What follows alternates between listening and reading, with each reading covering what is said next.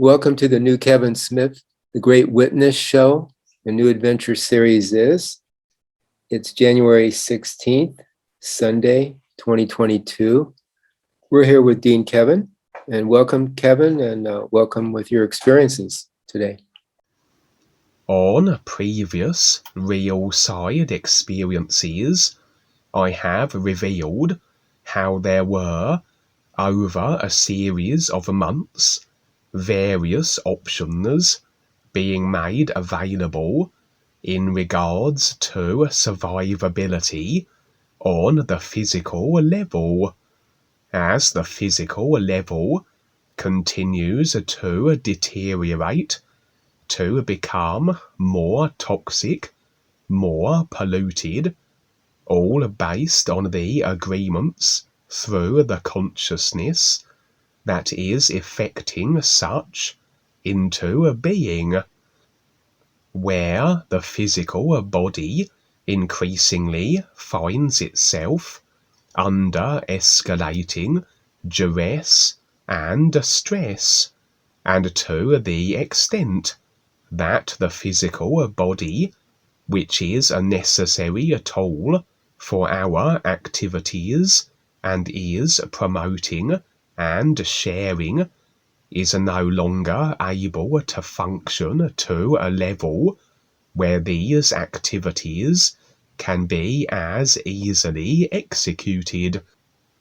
And although it must be remembered that if we find ourselves in deteriorating environmental circumstances, if we find ourselves operating an equally as deteriorating body vehicle, we can only be experiencing this if we have the agreements in the consciousness that are effecting it.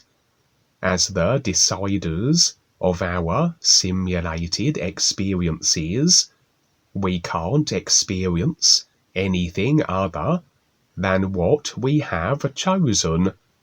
So the fact we find ourselves in the polluted world that we do indicates how we had a hand in its state of being, as generally through the lifetimes of agreement to control and distortion have we allowed the dark forces, those we have extended agreement permissions to, that they can control our simulated creational reality. We have allowed that they can mold the collective simulation to their controlling design and bring planets through cycles of degradation and to the extent of complete destruction as they see fit. A controlling dark force individual's consciousness, one that is designed based on the intent for destruction and domination, is then a package of these ideas. And if we agree with these ideas, we are deciding to experience them, like uploading a game character to your simulated world that is programmed to be destructive, and naturally it will operate as it has been designed to do. And the agreements to these controlling consciousnesses are such. That agreement also is that they can dominate us, they can control us, they have a power over us. And so, in keeping with the design of creation, that we always decide our experience, we decide on the ideas we install into the consciousness. So, not only have we decided to install ideas consciousness packages individuals who are inclined toward control and destruction, but we also have agreed that they are able to exert these proclivities successfully, that they can dominate, subjugate, and destroy us. We have then uploaded, in a sense, characters into our game and agreed that their programmed design allows that they are able to dominate our own game character. It's all according to agreement and decision as to the precise nature of what transpires in our simulated experiences. And really then, a controller must get the intended target slave to agree to being enslaved, and the simulation rolls out accordingly, and here we are in the situation we find ourselves. For an agreed contract that facilitates the controller's dominance over the masses, then allows the expression of this domination in whatever form the controllers wish, and as a consequence, they are able to directly manipulate the engine room of simulation, the consciousness of all enslaved, to ensure that the shared overall experience is according to the dark forces' design through their various consciousness bombarding subliminal technologies throughout the multi-dimensional nature of creation. A combination then of conscious open agreements and subconscious manipulation that ensures these controlling ideas are installed as agreement files also. And as the situations reach a point where even despite the subconscious agreement to control, that the enslaved still are waking up and rattling their chains, then these agreements with the controllers that allow them to impact the simulation of all in agreement in any way they wish can be utilized to facilitate the destruction of the planets, a sure way to stifle any slave uprising. For even should a slave transition, if the agreements to the controllers are maintained, as they generally will be, as most will be locked into the consciousness personal self, and it will be a consciousness based on agreements to the controllers, then a transition will not be an escape option, for a consciousness of control agreed to will continually effect the corresponding and equaling experience, and into future lifetimes of control and even worse conditions. For as the agreements to control continue to escalate and are added to, so must the experience reflect this and be more restricting also. So yes, a deteriorating world based on agreements through the consciousness, which we all have to deal with, but always the simulation rolls out not only according to the controlled consciousness, but the personal intent we upload to it also. And although most intents of the masses will be along personal gratifying lines, the thrill chasing within the prison yard, if the personal intent aligns with the real intent of the real awareness, that of recognizing the ears, then simulation, which always must follow intent, choice and decision, will roll out to that real intent is recognizing end, if the focus for it is maintained for its completion. And so what will follow, simulated wise, on the physical and real side, will be experiences, situations, and opportunities that make sense with life, that make sense in regards to the real awareness intent of ears recognition, that which is required simulated wise to reach this intent actualization. And this will not just be that which we need to see, the experiences we are shown that provide our comparisons for ears recognition, and the experiences we go through as we face the whole of life and the personal self and release all consciousness agreements.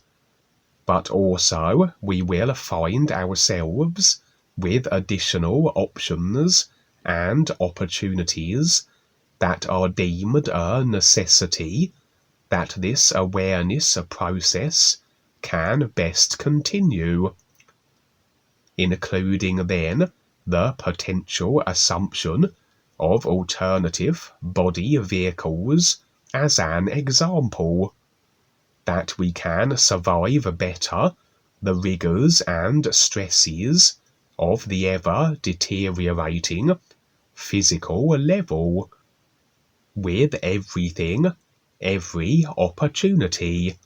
We do have to agree and decide that it be so, but generally, if our focus is placed with the ears, we are in open agreement to the simulated process that plays out to that end, and so we will be permitting automatically these options to feature in our experience, and must recognize to accept them and take the steps required that they become so. For the physical level is far more limiting than the real side, what with the consciousness dictating that anything we want to be or do can't instantly be so as it is in reality, and on the real side we can instantly alter our form. On the physical, such form altering will be within the restricting parameters of agreements of the consciousness, as a few potential options have been along robotic lines, for example, and a robotic body form, one can instantly be on the real side, but on the physical, we would have to work within the decided laws of the mechanisms by which a robot body can be assumed. It has to be built, etc. But then the consciousness can be learned to be bypassed, and this would express as liberation from any restrictions it contains, what can or can't be done, etc., which would allow for instant body transformation, just as it is on the real side, or as it is the consciousness that affects our simulation and body vehicles, then to change the consciousness, to alter the files it contains, can produce then alterations in what is effected into a simulation, including the physical body. And perhaps the personal self would not know how to do this, but with its intent aligned with the real awareness, real intent, with it then in open agreement to all that will roll out simulation-wise to that end, including any and all beneficial, making sense with life, options made available. So this rather is open permission that the consciousness can be altered in such ways by the guides, the real awareness, well-meaning individuals working with the guides, that could facilitate an altogether different affected body vehicle. And I have had experiences where my consciousness has been altered in beneficial ways, and perhaps such are setting the simulated stage for events to come. But alterations in the consciousness may not always be beneficial.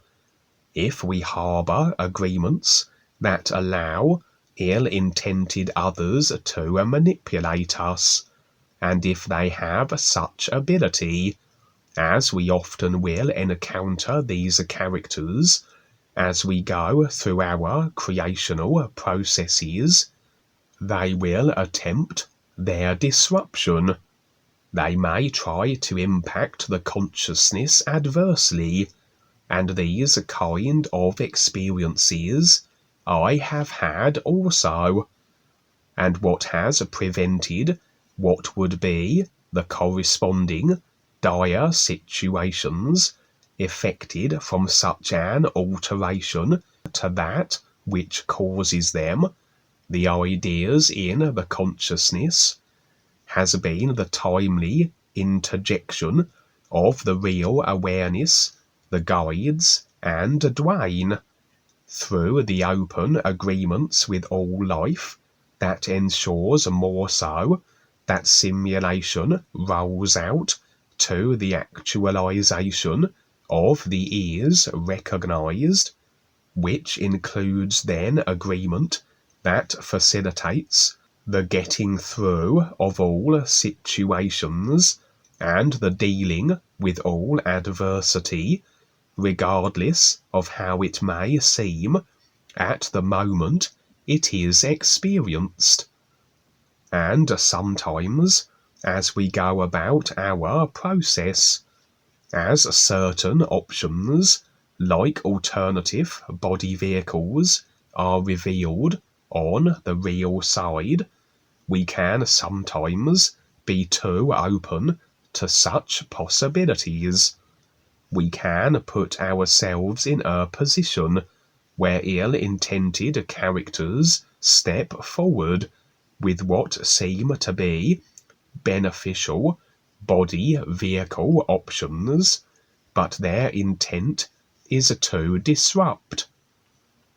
For we can always determine intent behind the surface through the real awareness that is through all consciousness, as it affords us impressions, as it reads the ideas that make up everything simulated, effected from them. But these intent discerning impressions can only be so if we maintain our real awareness, nowness standing, And if we step into the personal self, if we activate through it the thoughts, attitudes, considerations, etc., we lose access to these vital impressions and can more readily be deceived with a personal self that can only draw its conclusions from what is visually presented. And sometimes then, if we are made aware of certain options or ideas, we can become complacent in the face of these presented opportunities. We might be confronted with an option, and the personal self can make its assumptions that this must be another genuine, beneficial offer. An assumption, like any idea, activated through the personal self, which draws us out of the real awareness, nowness position, and then we can't determine intent behind what we are presented with, and an appealing option that is marketed as beneficial, we may fall for, agree with, and if it is a deception, then we rather have to deal with it and the effects. For on a few occasions, as I have shared, I have been offered what seemed to be beneficial with all life, real side assignments. Evidently, I had been drawing some assumptions through the personal self as to their supporting of life authenticity, activating the personal self, and absent then of the impressions through the real awareness that would have warned the personal self as to their ill-intended nature, and gotten myself embroiled in situations that required then extraction, like on the real side experience I shared, where Dwayne came in and saved the day, rescuing me from a group of beings that were about to imprison and contain me on the real side. But sometimes also, as I have shared, the real awareness doesn't afford the impressions that would have us avoiding such entanglements and situations. In such instances, evidently then, it would be overall awareness beneficial to go through such dire experiences. We may become more stronger and capable for it. We have more comparison references for the ear's recognition.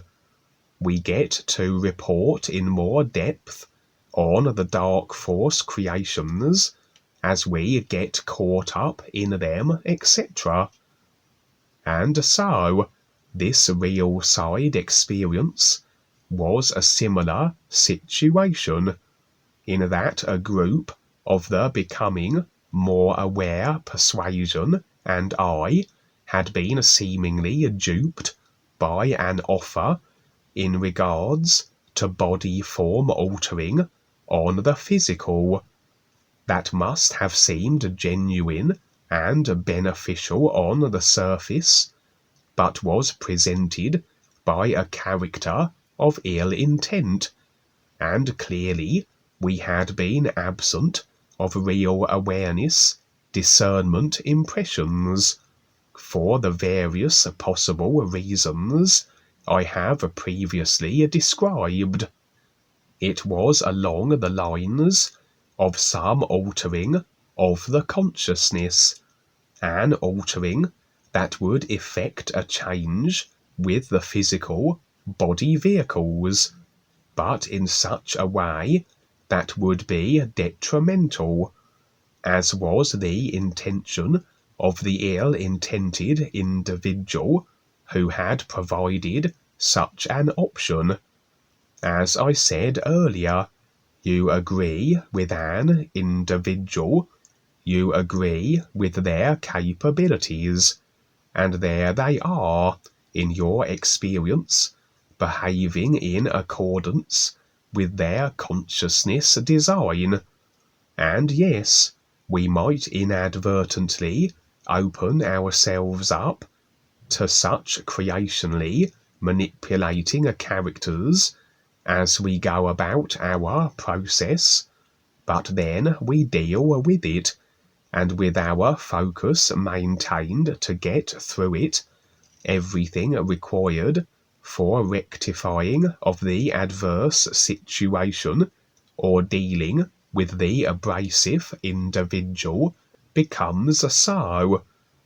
But in a case such as this, where we have openly agreed to such an individual, we have decided then that our consciousness can be manipulated by the individual, as according to their abilities can they do such, and have our agreement permissions.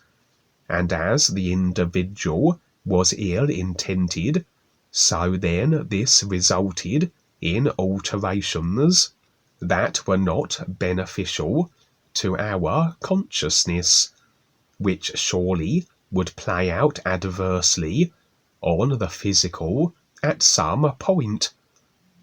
However, despite our blunders and short-sighted, or rather personal self only, absent of real awareness, discernment, sighted agreements, if the overall intent is maintained with the ease, then, as I said, everything rolls out simulated wise to that end, and we go through what we do. We are not resigned to our errors and misguided agreements, unless, having had them revealed for the deceptions they are, we choose to cling on to them and maintain agreement with them. And so my group and I, now with our manipulated consciousness alterations, would find ourselves in a recreated version of my deceased grandparents' house, as I have shared before, as much as houses generally represent the personal self-consciousness of the individual on the real side. In this case, my grandmother's house is often utilized for meetings with the guides and Dwayne, and this situation would be no different. And yes, this established meeting place is known to the dark forces, and they have created their own replicated grandmother house versions for taplining purposes, including they pretending to be the guides, etc. So again, real awareness discernment always is essential. If I find myself in my grandmother's house with the guides, I can't assume it isn't the dark force version, so always must stand in the real awareness nowness and receive verifications, etc. For when I encounter the guides on the real side and in this established meeting place, they often take the forms of my grandparents, and the guides always have this undeniable, unfakeable isness presence about them, that any dark force imposter, pretender, or shapeshifter would lack. But this isness presence can only be determined through the real awareness that is a part of the isness reality. Without the real awareness, nowness standing, all we have are the simulated visuals, the outward forms, and the personal self alone can't determine intent. It can't determine the real guides from the fakes. And so, it was a situation where our blunderous agreement was to be rectified, as overall we had the intent to get through creation, and all the trials, tribulations, and errors we might make along the way, expressed here then as the guides in my grandparents' form being present, and they would bring forth an individual who was especially gifted where such consciousness alterations were concerned, and one that was working with life beneficially and the guides. What she did was unclear, but it was as though everything in the room shifted, became pixelated, morphed back. Then she had a selection of see-through containers, one for each of the group and I, that now contained a murky, yellowy liquid that represented something of the consciousness alteration that had been removed. Seems though to restore our consciousnesses and rid the alteration in its entirety, a further stage of this procedure was required, as now the guides would gesture toward the door, as a curious mechanical contraption would enter the house. It was somewhat hard to describe. Robotic, sentient, it was another vehicle that housed awareness, and my impressions were that it was another being on its process of awareness and working with the guides, and this seemed to be its body type. And like the woman who removed the murky yellow taint, this mechanical being also was skilled in consciousness alterations, as it seemed that to deal with our consciousness affliction required quite a degree of skill, and both these individuals, the woman and this mechanical being, had the necessary skills for what was a consciousness alteration that was very complex. And evidently the ill-intended character we had opened agreements to, who had inflicted us, was very adept at this kind of thing. This mechanical now would extend one of its many robotic limbs. It seemed to have multiple appendages, like a kind of octopus, and draw each of us to it in turn. We were each embraced in its mechanical limbs, and somehow transported with it to a curious place that consisted of just light and flashing symbols.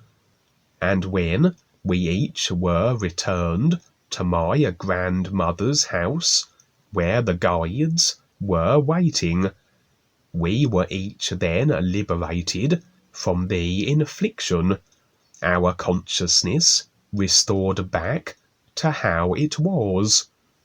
and then we all were removed from the scene and reappeared with the guides in a kind of a vast, bazaar-like shopping area.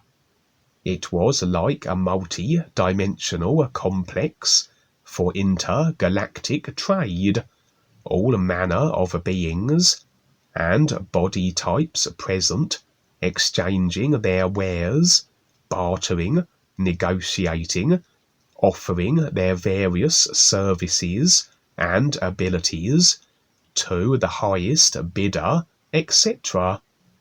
And with the group and I, following the guides, we were led up to the very individual that we had extended agreements to, that had resulted in our detrimental consciousness alteration, and as it transpired, it was another woman, a kind of witch. As we stood and watched, the guides gave her a severe dressing down, and warned her that should she continue to interfere and disrupt the Nufriends and those under the guides' protection, she would suffer the repercussions, and they would be reflecting her decided activities, as abrasive reflecting as she was choosing to be, maybe even a phantom zone placement. I don't remember all that the guides said to her, but she seemed most alarmed at the possibilities. For what were really effects she was creating for herself, and the guides could then make use of her accrued karma. If she took heed of the warning, who can tell? She scuttled from the bazaar, and perhaps it was here that the group and I originally encountered her, were duped by her marketed offer of body form alterations, in this curious place where all these evidently very skilled creational manipulators would dwell, trade, and sell their abilities, almost like magical mercenaries, and with various intentions ranging from ill to beneficial with life. Before we departed, we took a moment to engage with one of the other beings here. He was remarkably adept at reading the consciousness of each of us, determining all our past lifetimes, moments of significance where key agreements were made. He could then make predictions based on patterns and routines that were through the consciousness. He would speak to each of us in turn and reveal all manner of things, many of which I didn't recollect on waking, but some were very interesting and recollected. How certain facets of our consciousness could be detrimental in regards to an awareness process, how others could be very workable and should be encouraged, etc. Evidently the guides had ensured we meet this individual also. And so overall, another lesson in the importance of always being in the nowness of the real awareness, to ensure we don't extend agreements through a naive and easily tricked personal self. But then, as I said, if the overall intent is maintained with the ease, everything does rather work itself out. the simulation rolls through to that end. And perhaps we were supposed to go through this experience, for if we had not, I would not then be able to reveal another situation for people to be aware of. That not only are there fake UNUversities, replicated guides, fake Dark Force created galactic assignments, but also that ill-intended characters and the controllers always are watching and seeing that which we are experiencing.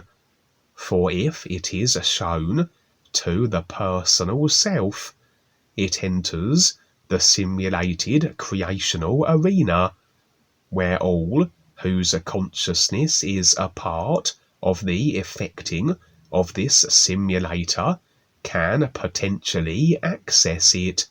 The body vehicle alternative options experiences as the example. And then the dark forces and these ill-intended characters can attempt to thrust forth their own versions, in the hope that we will be hoodwinked, accept, agree, and then be taplined and adversely affected. That was so cool, Kevin, because again, your experience and how you explain it is so well done, because I've had many experiences with the best of seers, and they too have been fooled. And that is because they clung to their personal life more so and wouldn't take the risk. Well, just like in your experience, yeah, the predators step in, disguise themselves, and say certain things to take them away. Yes, I've known so many wonderful people, and you know what? All of a sudden, they do a 180 because they, at some point where they were to take the next step to see more and be more, well, they didn't, and the predators moved in and disguised themselves many times as me or REBISAR or whatever, and they bought it. And so here we are constantly going through this. And it's the cool part too is what you're sharing with the real guides as they're going around and warning certain individuals. And the idea here is enough is enough. Okay, you've been out there, you've played your game, etc.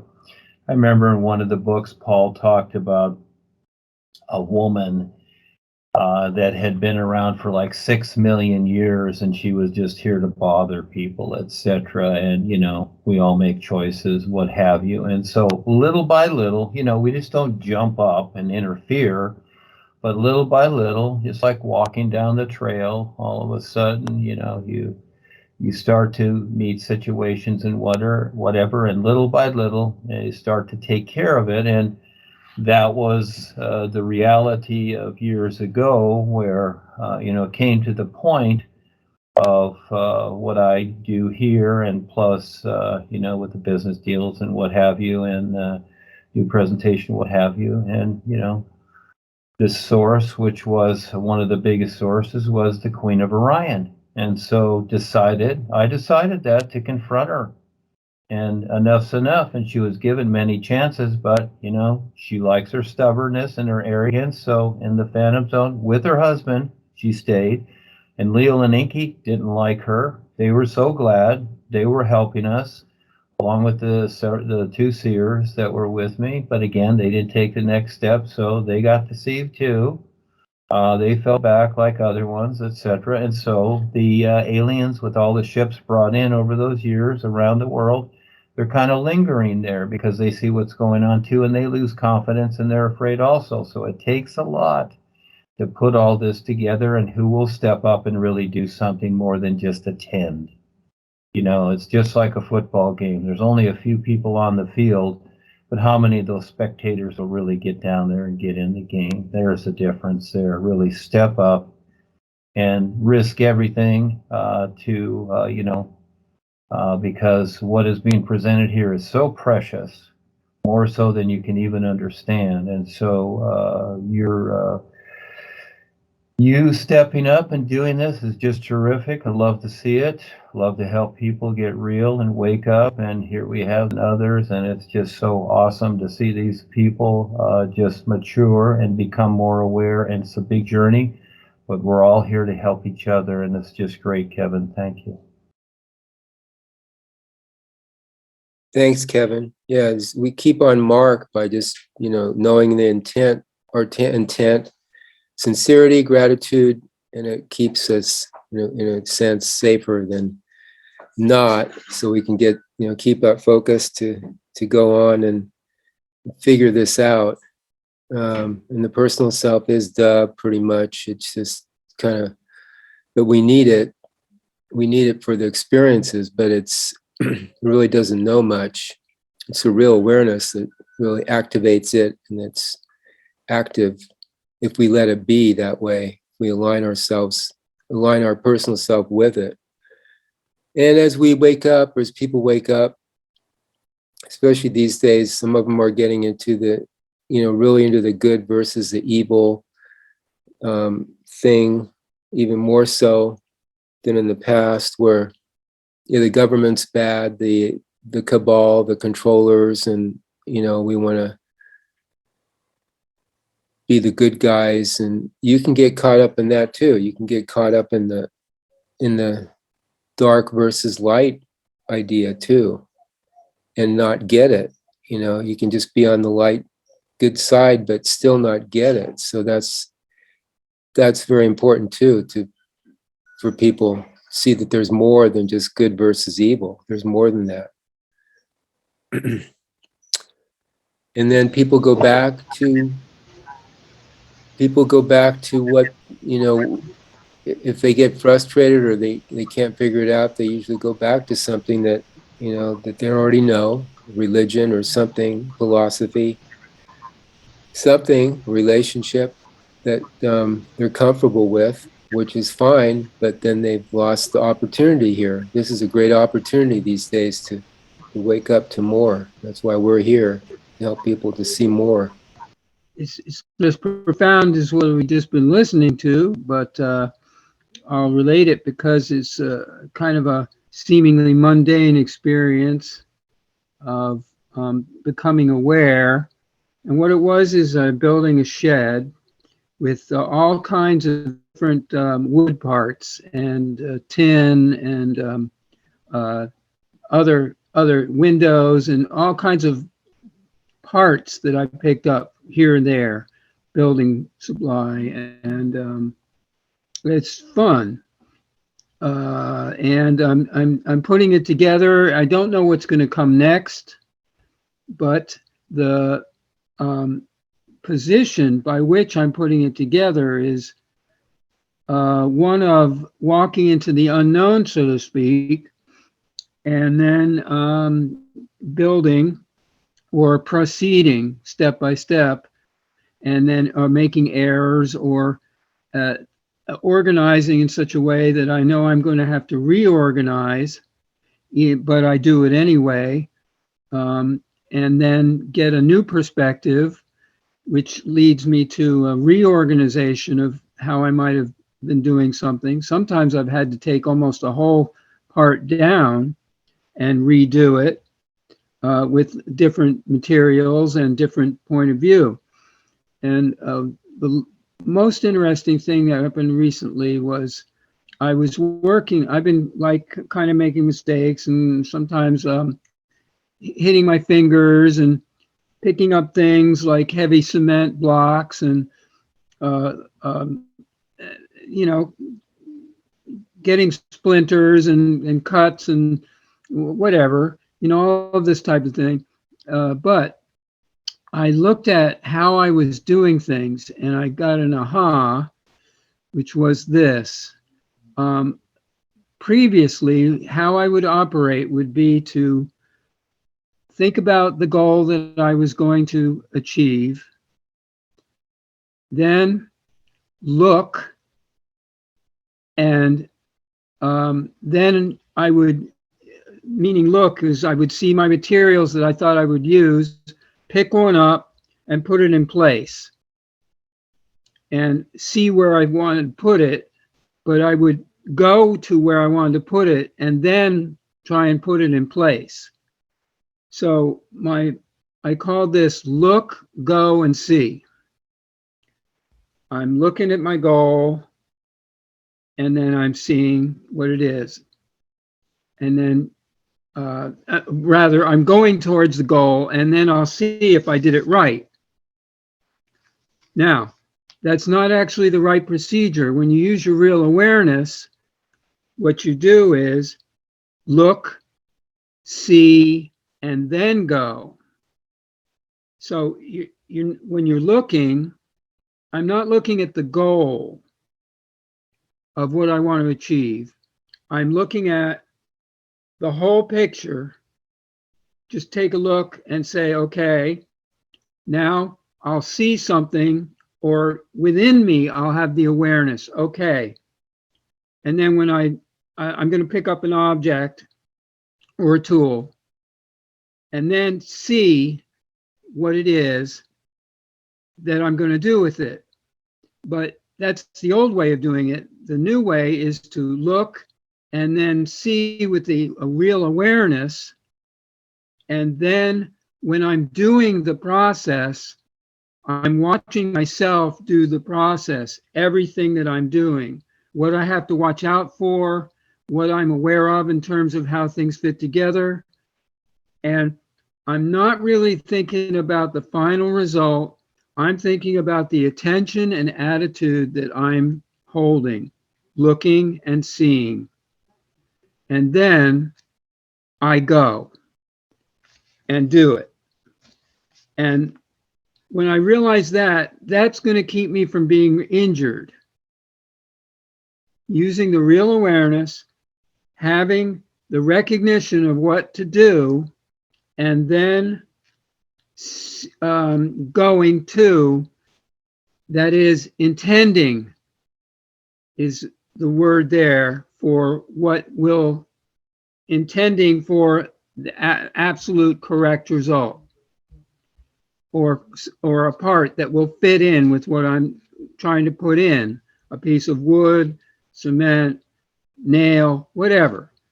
And now when I'm going on each step of what I'm doing, I'm sitting back in that real awareness and looking, then seeing what's available and what to do, and going is the last step. Instead of, many people just start going, and then they after they might hammer in a nail or whatever it is, but they're very much like rushing ahead of themselves. And that's what I've noticed in general. It's like, well, I know what the goal is. I'm going to do this and that. And that they just do it automatically. It doesn't require them to really be aware. This is a total inversed viewpoint. And I actually think it's quite significant in a way. I think it's just a way of using our attention and our attitude and our focus and a real awareness, actually putting it to complete use in every step. And I wanted to share on that. Not that it's exactly the same as, but you know, when we're in dreams, we're always taking this attitude that, oh, now it's a dream, okay, instead of, well, no, maybe I'm making this dream. I'm in my own simulator. What's going on? You know, or what do I need to be aware of? Can I put that together like that? I think so. And so I'm, you know, first time ever explaining that, but interesting, I thought. You know, and it's fun too. A lot more fun than the other way, in a way, banging your head and not seeing your blocks and your I bumped my head into this one pole at least 15 times. You know, never paid real attention to it and kept bumping into it. You know. Doofuses. Thanks, Peter. Yeah, I work in the garden now. It's getting to be that time of year. And pretty much kind of like what you're saying, I just go in the garden and I just see things, I don't really have any plans, but I look around, I take a walk through and I look, you say you look, you see, you go. But yeah, it's pretty much, I just look and I see what's already there, like the sculpture who's just forming what's already there. So once I see it, which is not really conscious, it just pops up. If I'm open, I just see it and then just do it, go about doing it. And as I keep doing it, I see more and more and more. And then I can't see too much at one time. So I just do as much as I can do, and that's as much as I can see. And that's the same with most people when they wake up. You can't do this, wake up. It's too much. So you got to go in steps. So you got to kind of take it in steps. There's a process that you figure out for yourself what works for you, because it's just too much. It's too overwhelming. You can't possibly, the personal self can't see it all. So you have to go in little increments. So it's, I agree, totally. It's your process. You figure it out, but it's possible. People have done it. The real guides have done it. Over to you, Kevin. This real side experience would be a continuation from the real side experience I shared on the last show, where it was regarding a disruptive individual whose outward disguise had slipped and his true identity revealed. For this part of the experience would be a continuation of the first part, but the personal self would be shown this part several nights later. It would begin with me on a vast sea vessel, monumental in its size, and in the company of huge numbers of other individuals. This surely was one of the real side universal vessels, and my impressions were that all who were present here were those of various, on their process of awareness, standings, but all of which had embraced sincerely their real intent focus that allowed them to be on this vessel. For real intent always is the primary factor.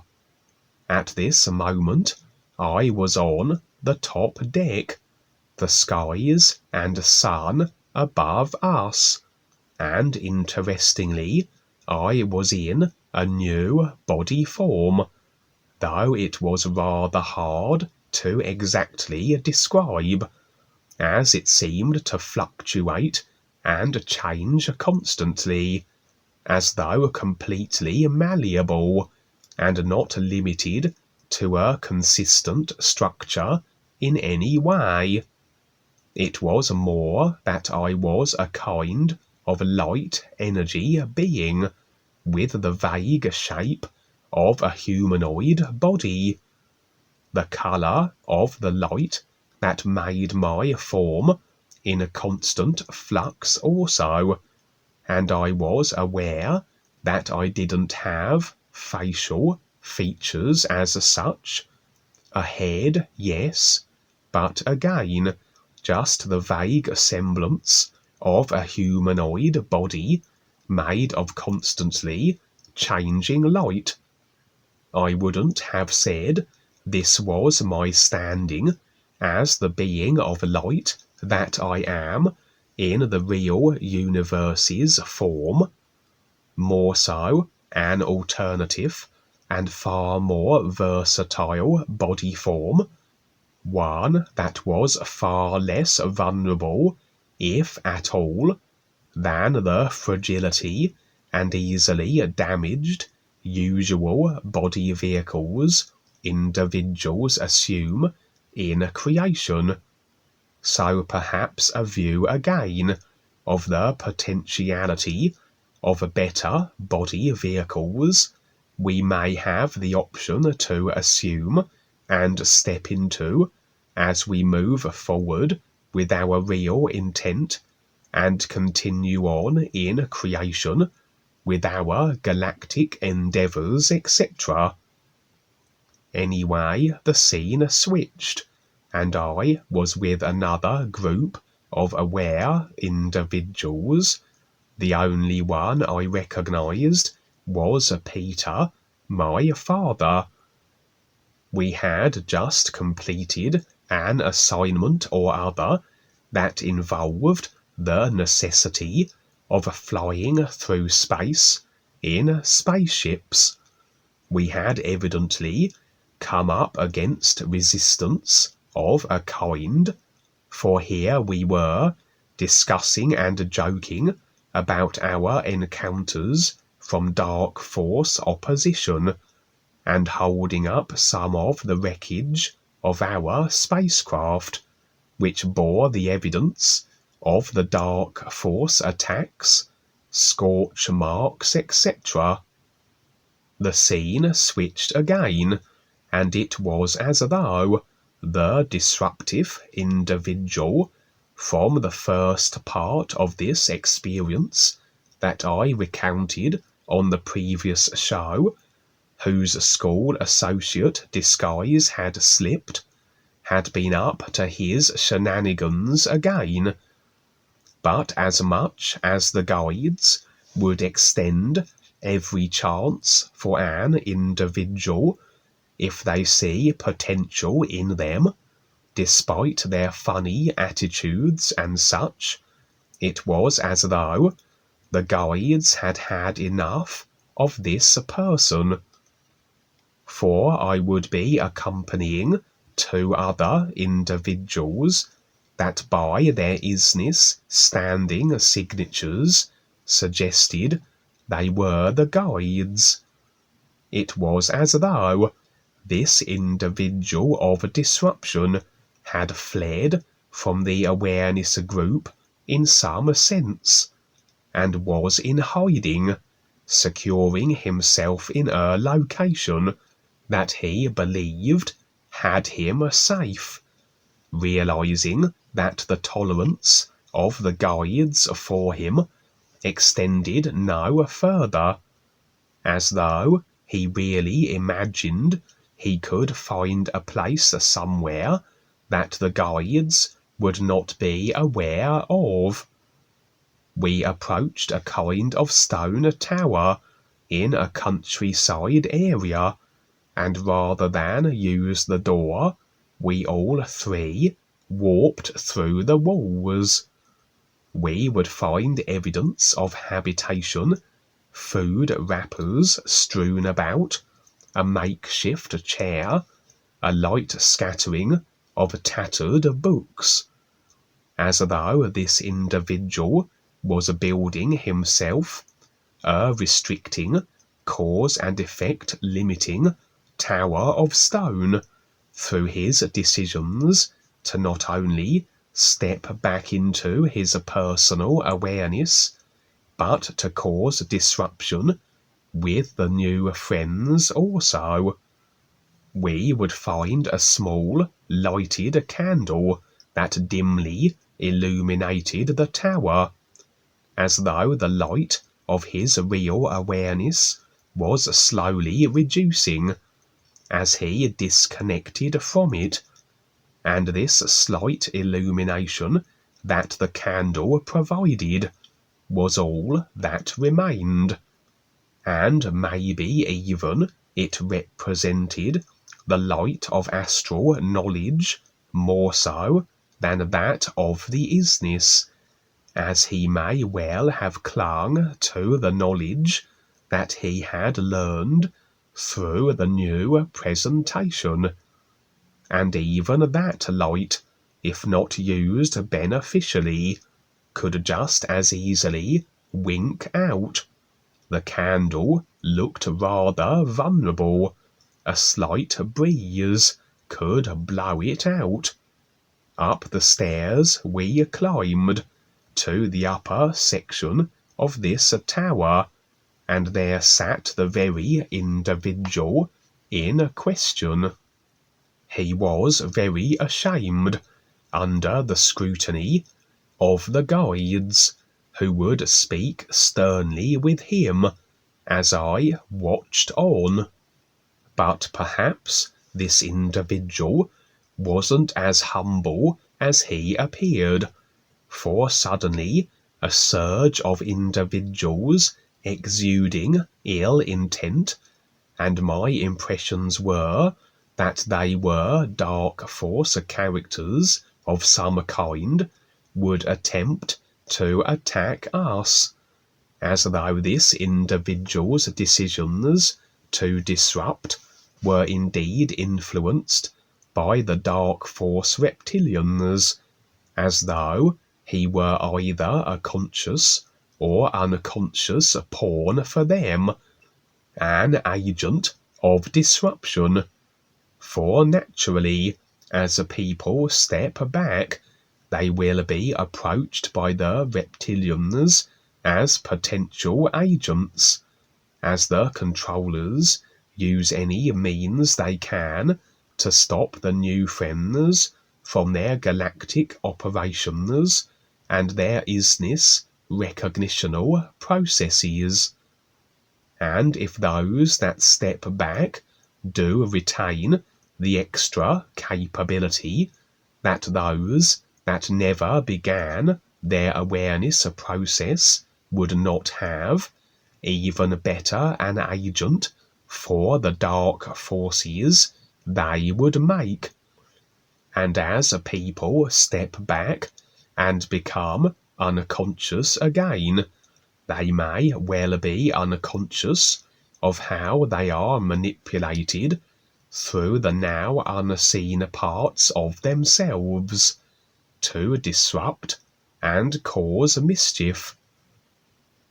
These dark force assailants were evidently indication of that which this individual was consciously in league with, or unconsciously manipulated by, either way. But their attack was rather pathetic, and indeed they even had the appearance of grubby, sulky children, a reflection of where they stand in life as a whole, I would suggest. And they not so much attacked us as they flailed about aimlessly and just kind of vanished. The guides just regarded them with amusement, not even lifting a finger, for no creational based, personal self-immersed, dark force orientated individual could ever touch the real guides or the true reality they represent. Although the disruptive individual who the guides had been giving a dressing down to had departed, as though he had fled to another destination, but I had the sense that he had gone to some tropical island, as the impression of you that I had, and a further impression that this represented a complete detaching of his personal awareness from the real awareness, and it was his real awareness that had returned to the isness represented by this island. And as much as it was a delightful spot, it was an isolated island, in that recognition of the ears his real awareness was a part of, obviously still hadn't been achieved, and this individual then would have decided to return fully to his personal self, to be lost in it, and whatever he decides to create and experience through it in a limited creation only. I would assume then this individual will no longer feature with the groups of people I constantly am with on the real side, as he has effectively been ousted and no longer trusted. People come and go all the time, so on the real side what happens. I've been with Dwayne for 6 years now, I think it is, about 6, 7 years, and I've seen a lot of people come and go too. And they get taken out for various reasons. Relationships is a big one. The mate doesn't want anything to do with it, so the person goes with the mate. And I actually did that myself when I was in the corporation, where I chose the mate instead of the corporation because she was not happy with my involvement with that. That I saw in a short while, 6 months, that the relationship wasn't going anywhere. So I dropped that and went back to the corporation. But we're in and out of this. How many times have we've decided not to continue with this in past lifetimes? Who knows? And it's just a matter, it is endurance and stamina, and you just keep going with it.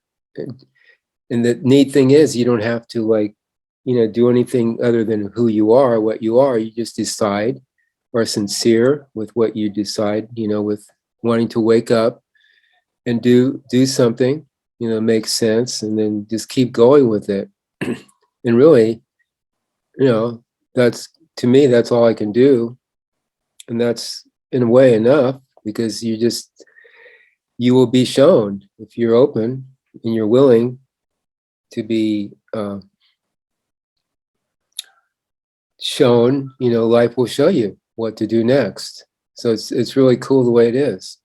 And you just keep going. I mean, it just keeps going. It's ongoing expanding of awareness. It's so cool the way it is. It's very subtle, because you can get pulled back by the personal self very easily, because it's so concrete here and so seductive. But so again, it's that intent, very important to have that intent. Thanks, Kevin. Those are just wonderful. I don't know how you do it.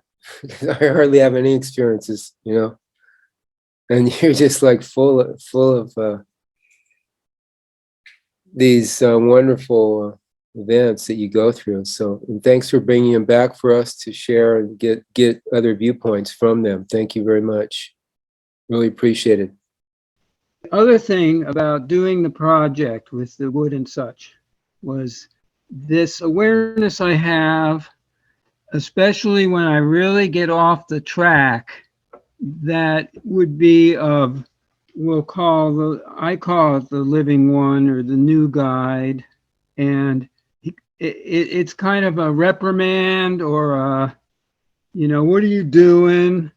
Or something like that, where I realize the help being there, or the staying with the part of that's real with the process, that includes whoever's with me or with it, and that thing, whatever that is, or that being, or whoever, I may not always. Sometimes I get a sense of who that might be, or it's, whatever, different person, different guide, maybe sometimes. But anyway, I just noticed one time today when that happened, and it was like, you're off the base now. You're not looking or seeing. You're not getting, you're not in the tune. So you're not going to be able to really have an accurate look-see you know. So you know, and then right then I'm listening, I'm aware, or opening, keeping open, which is the key. And then there it goes, you know, back on the whatever the process is. And it's very important because of that tool, that language that's being spoken and shared, of being real aware, and your attention, and your recognition, and your you know, because there's the project is, I don't really know what I was going to build or what I'm building. In one way, I still don't know. I can see what it looks like now more, but the point is that it's when we're doing this kind of a way, instead of it's a fixed process where you follow step by step and that's all there is to it. I could go into where we have some big problems that are local. And everybody's got these. And actually, they're pretty important in a lot of ways. Not the big things, you know, seeing the far away, you know, all the galactic guys meeting together, or you know, whatever it is, you know, like that. Because, well, frankly, you know, that's where in some ways, the most progress can be made. But not necessarily, you know, it might just be getting rid of that part of that. But I'm working on that in a certain way, which has nothing to do with really wanting to confront it. It's another way I've been working on it. And that's, you know, like personal process here. So I appreciate it, though, because it fits in a little bit. I'm going to laugh here on one thing because Kevin, you said that your father's name is Peter, and my wife's name is Smith, or her first husband, and there's probably a bunch of other things. I told Val about one that's real weird one with the astrologers' names, and you know, it's like, okay, these are just all coordinations that we see, that we're all kind of simpatico in a certain kind of in the simulation, and there's nothing we can do about that. That's how the historical relation came to this present, and that's just how it is, you know. So we're all working on similar things, actually, in some way, globally and universally as well.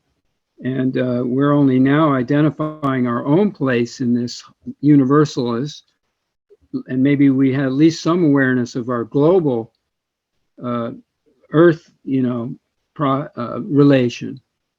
But there are definitely three of them in general. There's these three general, and that's the conditionality of this of our dimension.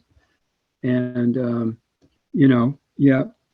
The matrix and all that may be fourth dimension and coming from the fifth down, but you know, it's you know, it doesn't really matter to have the definitions. It's just that it helps to have that 1, 2, 3, or some kind of a observation of that wholeness that's going on and its parts that we're experiencing at whatever of our levels that we are, and I see that very much. So I also see, as far as some of the people in the NUUU, that they may be part of it or such, but you know, I mean, it's got to be obvious to you, and myself too. I've been like this, of a non-operative connection, you know. I mean, it's like, yeah, they're listening, but they don't have anything to say. They're not seemingly sharing anything. They're not really, you know, it's like, you know, they're still watching the TV instead of the other way around, that they're part of the whole TV and the whole show, you know. So that's a whole different ballgame when you take that place. At least that's how I'm going to say I see it right this second. So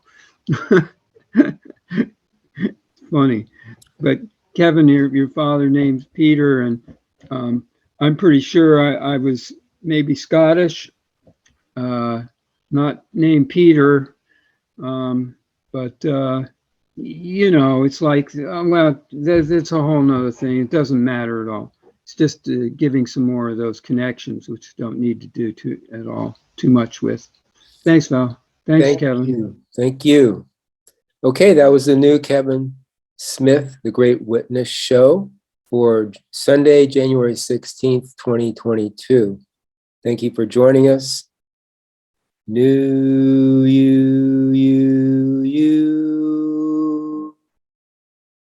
Peter? No. New